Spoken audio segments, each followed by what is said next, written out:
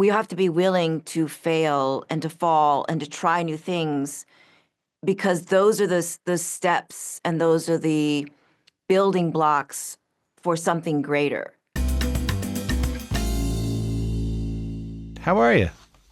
Thanks for having me. Are you kidding me? Congratulations on the film. I love watching it. Thank you. I have to say that all of it's Stephen and David. They really created this wonderful world for us to kind of play in. Steven came into the studio not that long ago and we talked about the film, and he told me that he was telling me about because he is the ghost, like his camera is the ghost, he would hold his camera inches away from your face while you were doing this really intricate emotional work. You wonder where they are. And you wonder what it would be like if you were there too.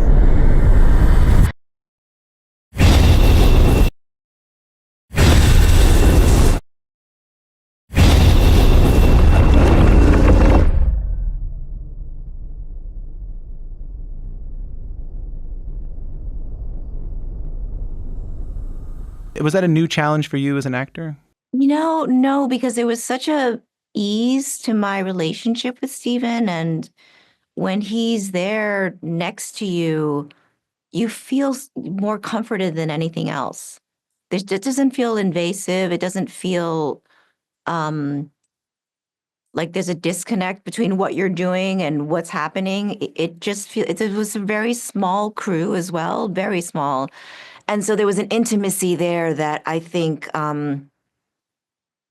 felt safe, and I think that's what the space was, and so therefore the work could really speak to what David Koepp had written.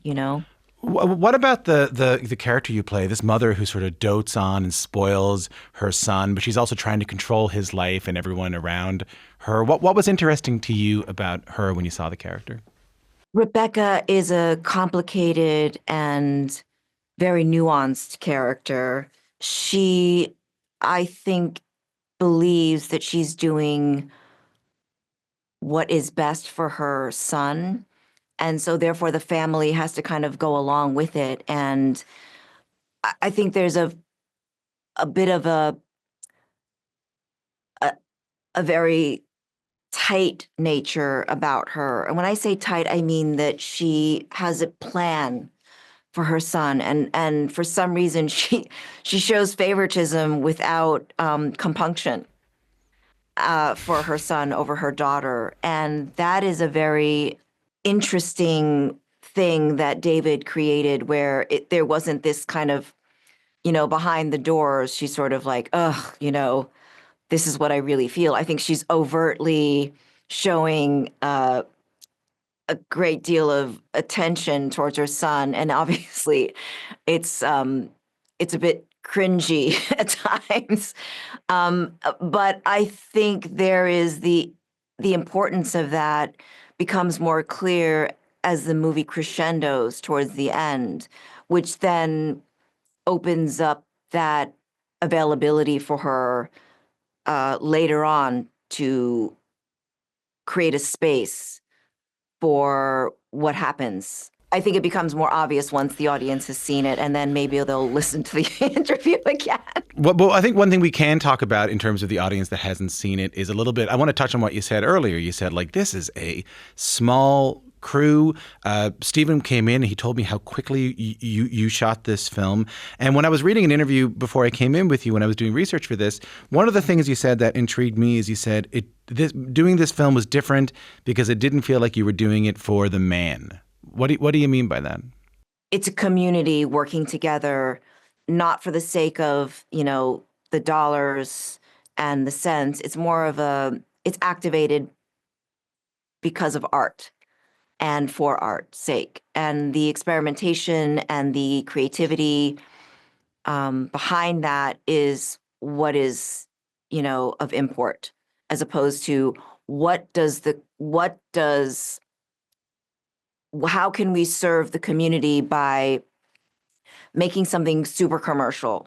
I think that the intimacy of this project is what's going to make it universal. And even if it's not, received in that way, it's okay because we are working on something really special. And it's an art piece, you know. It was supposed to be a 13-day shoot, and it turned out to be 11. So Man. it didn't feel like we needed to get notes from the studio. We didn't need to, reshoot anything.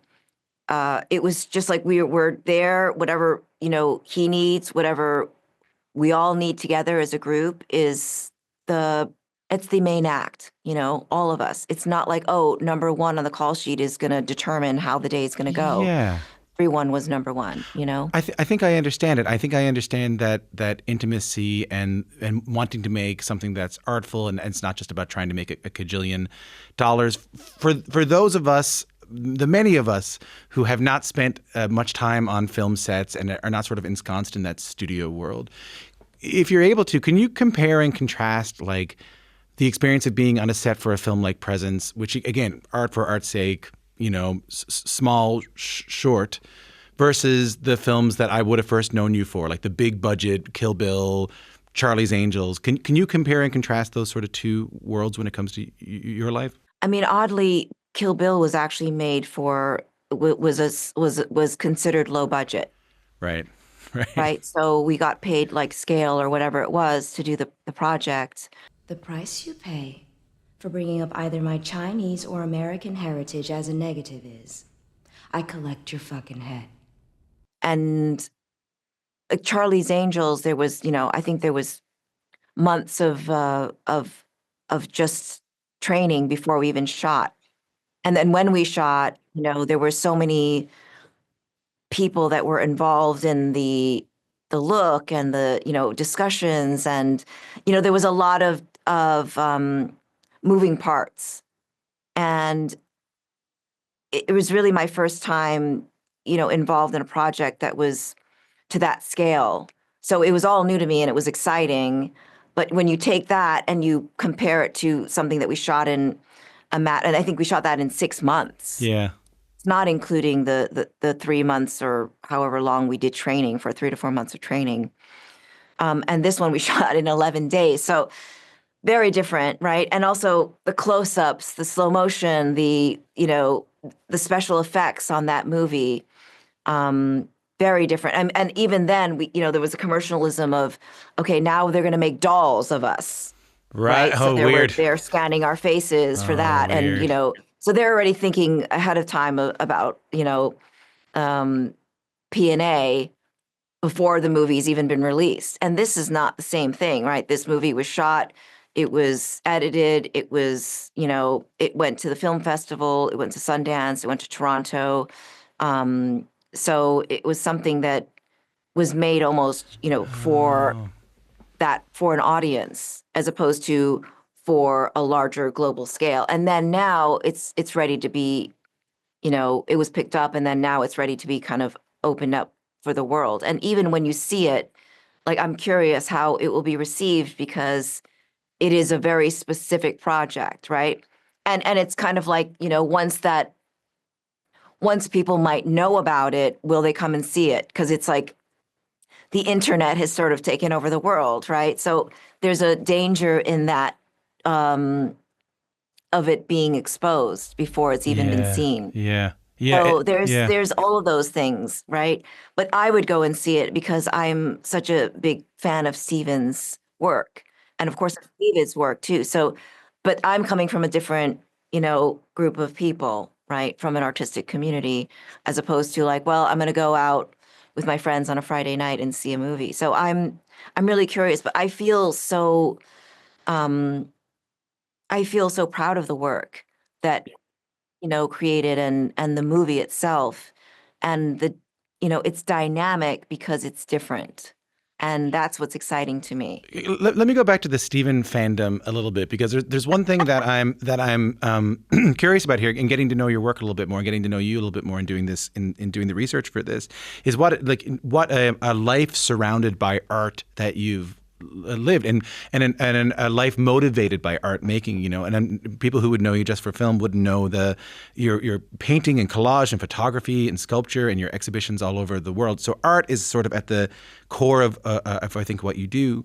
So when you were in your early 20s, and my understanding is you watched Sex, Lies, and Videotape. You were a young actor. You were sort of an aspirational actor, and you saw Steven Soderbergh's work for Sex, Lies, and Videotape. Were you watching that thinking like, that's the kind of art I want to make, that's the kind of career, that's the kind of world I want to live in? Yes. Yes, 1000%. I wasn't even an actor at that point. I just went to see Sex, Lies, and Videotape, and just the structure of that film as I was watching it, I feel like it interrupted my body chemistry. What do you mean? It was so different from anything I'd seen before. And I'd seen a lot of foreign films. I had, I loved seeing, going to the theater when I was in college and watching like the Red Sorghum or Cinema Paradiso, and when I saw Sex, Lies, and Videotape, I was so thrown by the intimacy of that movie and myself as an audience member. And I felt like I was part of that movie. And he changed I think he almost planted the seed for independent filmmaking by creating that movie and putting it out there in the world. So when the time came to start making films yourself, because like the famous story around you is that you were sort of discovered on the subway, is that right? That's so funny. I completely forgot about that. But yes, somebody came up to me in the subway and gave me his card, and he said, "I'm a manager, and I think, you have a certain thing about you. And, you're in New York and you're a New Yorker, and you're like, this is the most bizarre and creepy thing ever." And I called the Better Business Bureau, and eventually I did call him, and then he put me out for some commercial auditions, and there were some very not so, you know, there were some seedy auditions as well. But yeah, that's how it all started. And then I went to college. It kind of went away. I went to college, and then um, when I graduated, it was something that I decided I wanted to do it my whole life. When I was a child, I was interested in doing it, sort of having a career in acting, but it really wasn't something that was a possibility. And then I think once I graduated, I I realized this is the only life I'm going to have, Yeah. and I'm going to go for it. I think what I find interesting, and like so what I'm revolving around, and what I'm always interested in, is sort of actors who are in the service of art, who sort of enter the commerce-y, studio-y world of filmmaking. So when the time comes that you're actually going to real auditions, like auditions for real films and big TV shows and all that kind of stuff, knowing that you came up sort of inspired by Soderbergh and inspired by independent filmmaking, I wonder if just broadly, can you just talk to me a little bit about those auditions? Like, what was the reality of that world you went to when you sort of entered that Hollywood system?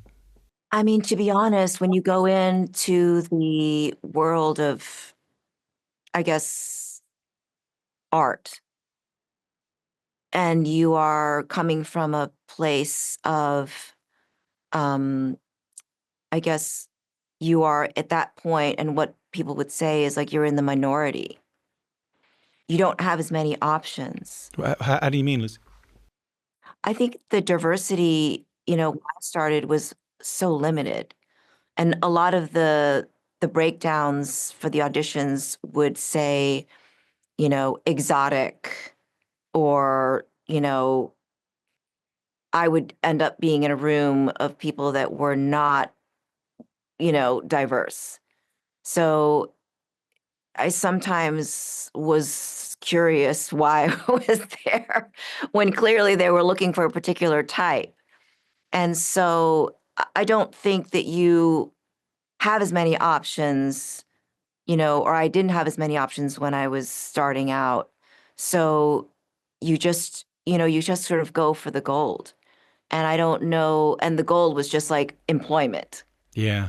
right? And Yeah. so it's not like, oh, I can pick and choose what I want because I get and I would speak to a lot of, friends that would audition 10 times a day. And I would maybe have 10 auditions in a year. So it's a very different field that you're looking at. Somebody's perspective is like, wow, look at all these people on the field. And me, it was like, wow, there's so much space on this field, right? So you kind of have to really navigate in a way that's, um, it's just different, right? And I think that you can't look at it like I am going to go in for 10 auditions a day.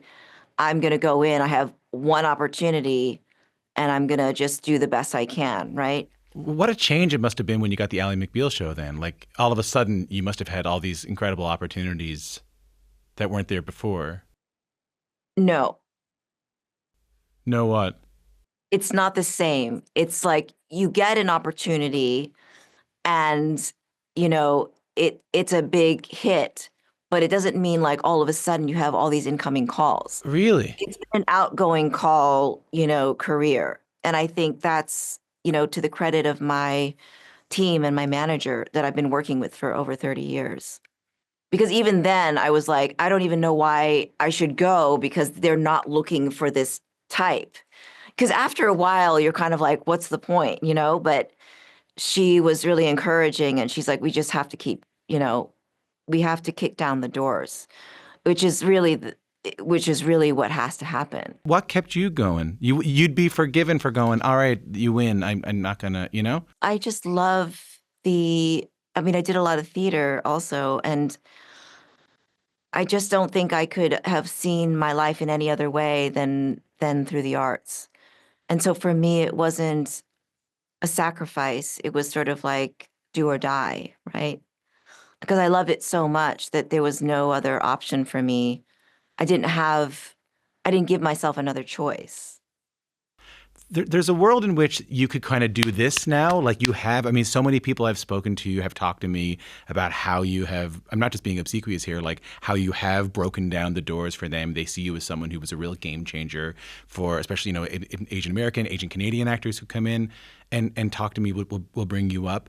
But again, I'm reading a story about you and you're saying, you know what, I feel like my best work's still ahead of me. Like I feel like my career is kind of starting over now. So, like, what else do you want to explore in your life and in your art and in a life filled by art going forward? I think it's not about starting over, it's about the continuation, right? Because as you go on, you hope to be crescendoing, not decrescendoing.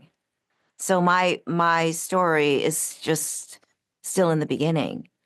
I don't think I'm somebody who's like, "Oh, I've done that. I'm satisfied," right? I think satisfaction is great, or feeling like you did something, you feel proud of it. That's very different from feeling like you're ready to, hang it up. Um, I feel like the curiosity that I have is endless. And so therefore the work ahead of me, it feels like there's no end to it, right? Right. There should be an infinity of opportunities, not just for me, but for everybody. And so why should there be you know, a timeline or this is just a fragment and this is just a moment in my life that is, ongoing. I mean, that's the last thing I'll ask you because someone from the studio comes and tackles me, is before a laser shows up on my head and they're just counting down, is I again, like when you look at Presence, which we're talking about today, we talk about it as such an artful film, and you were inspired by Steven Soderbergh and his artful films. And as I mentioned earlier, when you get to know your work, you learn about painting and collage and photography and sculpture and exhibiting all over the world. My guess is, and you can correct me if I'm wrong, and if I'm right, tell me more about it, is that you see all of these things as sort of the same.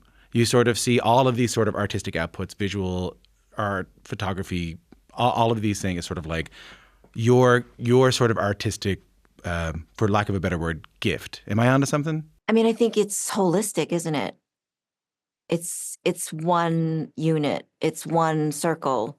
And that doesn't just include art, that includes friendships, that includes colleagues, that includes experiences that create this, this energy that keeps moving. If I could just circle back to Steven for a moment, his work is risk-taking, right? And it's not just, oh, it's just Presence that was made in 11 days. Then he'll have Magic Mike, he'll have Oceans, he'll have that series, he'll have Aaron Brockovich. He's not somebody who's unwilling to take risks. And I think that's what art is. We have to be willing to fail and to fall and to try new things, because those are the steps and those are the building blocks for something greater. And if you're too busy thinking about everyone else's opinions, you are going to be lost in your next phase of your life or next project because you're too busy pleasing people. And I think that's a mistake. Mistakes are important to create art, and oftentimes the mistake is what the end result is, because you've got a vision of what you want to do, and you're like, oh, this isn't turning out to be what I want it to be, but it turns out to be something better.